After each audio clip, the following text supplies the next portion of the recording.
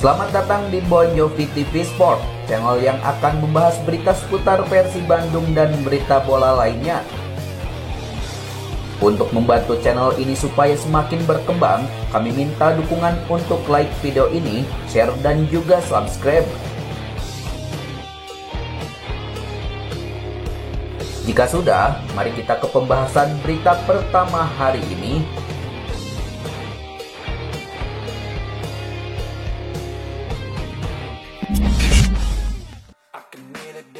Pelatih Persib Bandung Boyan Hodak mengakui sejumlah pemainnya mulai memanaskan bursa transfer kali ini.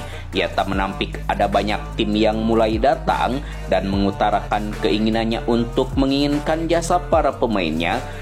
Namun anehnya bagi Boyan Hodak, banyaknya minat tim lain tak selaras dengan keinginan para pemain. Pasalnya tak ada satupun pemain yang meminta untuk pergi, sedangkan tawaran yang datang kepada pemainnya ada beberapa ketertarikan, tapi ketika saya bicara dengan pemain, tidak ada satupun dari pemain yang meminta untuk pergi, kata Boyan Hodak. Pelatih asal Kroasia itu juga tak bisa memaksa pemain yang tak mau pergi, sehingga Boyan Hodak tak bisa berbuat apa-apa karena masa depan pemainnya harus ditentukan dengan pemain itu sendiri. Ketika pemain tidak mau pergi, saya tidak bisa berbuat apa-apa. Itu tergantung pemain, katanya. Ia juga membuka pintu selebar-lebarnya kepada pemain untuk jalin komunikasi, terutama pemain yang minim menit bermain. Terlebih sudah sepantasnya para pemain yang minim jam terbang lebih peduli terhadap karirnya dan sesegera mungkin mendapatkan menit bermain di tim lain. Saya percaya bahwa pemain yang belum bermain biasanya bertanya untuk pergi ke tim lain karena mereka harus memiliki hasrat untuk bermain, ungkapnya. Selain itu, Boyan Hodak buka suara soal minimnya menit bermain yang didapatkan anak asuhnya sepanjang putaran pertama Liga 1 2023-2024. Menurut Boyan Hodak, setiap keputusannya tergantung pemain itu sendiri, bukan sekedar karena faktor kedekatan dengan pemain. Boyan Hodak mengatakan daftar susunan pemain yang diturunkannya tak lepas dari usaha para pemain itu sendiri di sesi latihan. Bahkan ia juga sangat menantikan performa terbaik para pemainnya yang saat ini belum mendapatkan menit bermain. Sepak bola itu sederhana, jika pemain berlatih bagus di latihan. Jika mereka memaksa, saya memasukkannya pada starting line up, hanya itu satu-satunya cara. Jawabannya hanya ada di lapangan, jadi saya tidak bisa menurunkan seseorang hanya karena menyukainya, karena dia orang baik, caranya hanya memperlihatkan yang terbaik, kata Boyan Hodak. Sepanjang musim ini, ada dua pemain yang dirasa Boyan Hodak belum mendapatkan menit bermain, mereka ialah Ahmad Jufrianto dan Erianto. Meski keduanya belum mendapatkan menit bermain, pria asal Kroasia itu menilai ada beberapa pemain yang bisa memberikan kontribusinya di luar lapangan, seperti yang ditunjukkan oleh Ahmad Jufrianto. Jupe adalah pemain senior di sini dan banyak membantu di luar lapangan. Dia banyak membantu para pemain-pemain muda dan saya senang dengan apa yang dilakukannya di ruang ganti, ungkapnya. Sedangkan untuk Erianto, Boyan Hodak sangat senang dengan kegigihannya di setiap latihan, namun Boyan Hodak belum bisa menurunkannya karena Erianto belum mampu menunjukkan kemampuan terbaiknya di sesi latihan. Erianto memang belum mendapatkan kesempatan bermain, tapi dirinya selalu berlatih. Jika dia bisa menekan saya saat latihan, maka saya akan memainkannya.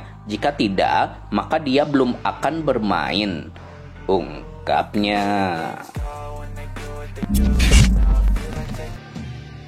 Bek Persija Jakarta Rizky Ridho menjadi buah bibir di kalangan bobotoh. Banyak rumor menyebutkan bek andalan timnas Indonesia itu akan segera merapat ke Persib seiring dengan unggahan Rahmat Irianto di Instagram.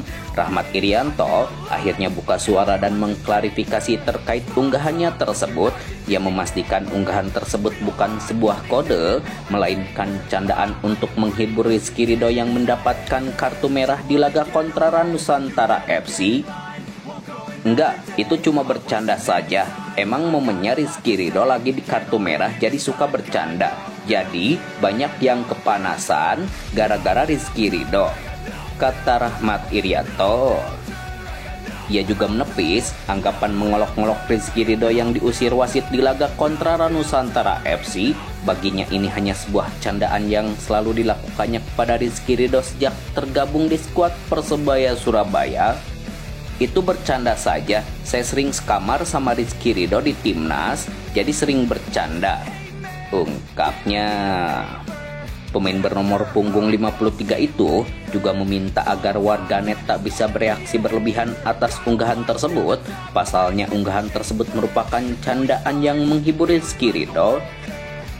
Teman-teman media sosial dan netizen jangan dianggap beneran, bercanda. Dokter tim Persib Bandung Raffi Ghani membeberkan kondisi 3 pemainnya yang sebelumnya sempat dibekap cedera, yakni Edo Febriansyah, Febri Haryadi, dan Zalnando.